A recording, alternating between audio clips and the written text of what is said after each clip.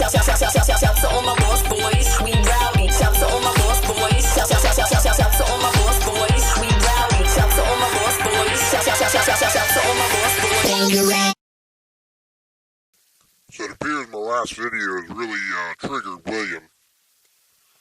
He wrote me an email making a lot of threats to expose all my supposed secrets. And he writes a bunch of lies like he's trying to gaslight me or something. He threw in a few for the carpetbagger as well.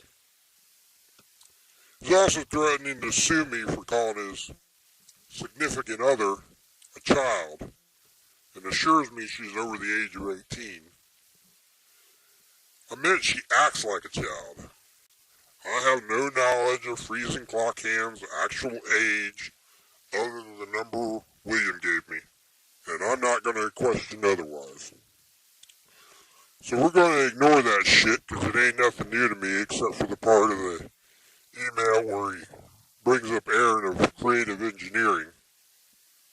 Unless you're willfully ignorant, then by now you should realize that the only reason Dewmonic Abyss decided to target Aaron Fechter was because of his business deal with Jacob the Carpetbagger.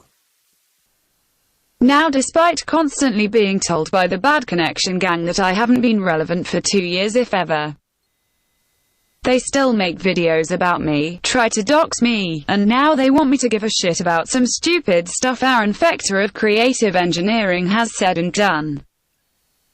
As you're aware, some of the Bad Connection gang members such as Life with Aaron, Mark Fun Jones, and the Dewmonic Abyss Kid have put on an air of self-righteousness to go after Fechter, who is most well known for his Rock Fire Explosion animatronic band. The biggest problem is they are not neutral arbiters of the truth.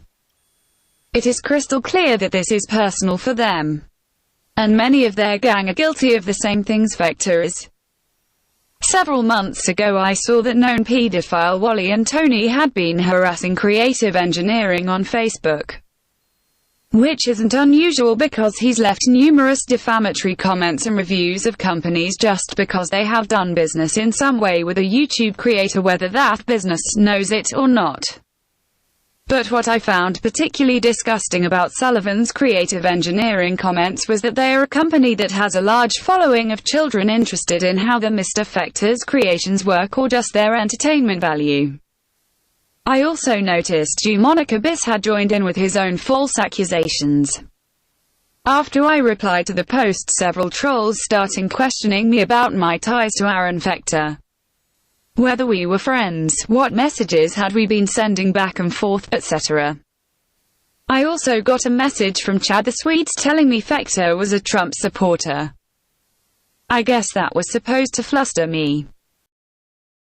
So this was a setup from the beginning by the Bad Connection gang. They did the same thing to Exploration Unknown when they threatened to rape his wife. They used Anthony to fire the first shot and then manipulated their target's reaction to start producing hate videos.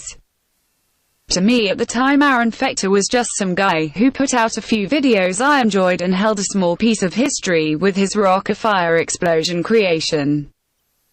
While he has his moments of being an impressive host, I knew there were some things off about him. Like a music video he did with Penn Jillette and the circumstances about how he blew up his warehouse. His personality and what he said in some of his videos also gave me a bad impression of him.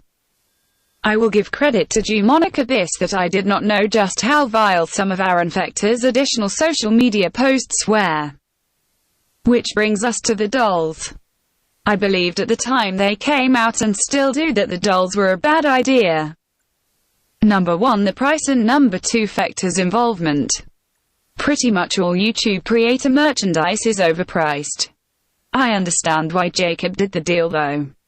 He didn't have to put in any money into them, he got to work with a minor celebrity exposure for his channel, a few dollars in his pocket, and the ego boost of having yourself immortalized. If you're a bargain hunter YouTuber, merch isn't for you. One of the silliest things I've heard about merch was from a Bad Connection gang member. He's their tech guy. According to him and his research, those smashed pennies Jacob sells cost less than $1 to make. He never said though how much Jacob is supposed to sell them for. Those pennies are just a tiny return on your investment in Jacob's content. I find it very unfortunate Mr. Fechter has chosen to mix his hateful ideology with his business. But Dewmonic Abyss and his gang do not have the ability to be impartial or the maturity to expound on this subject. To the fans of Mr. Fechter who believe they may be victims of retaliation by him, then I believe you should be heard. Unfortunately, involving yourself with a partisan hack such as Dewmonic Abyss and the others of his ilk will only hurt the credibility of your story.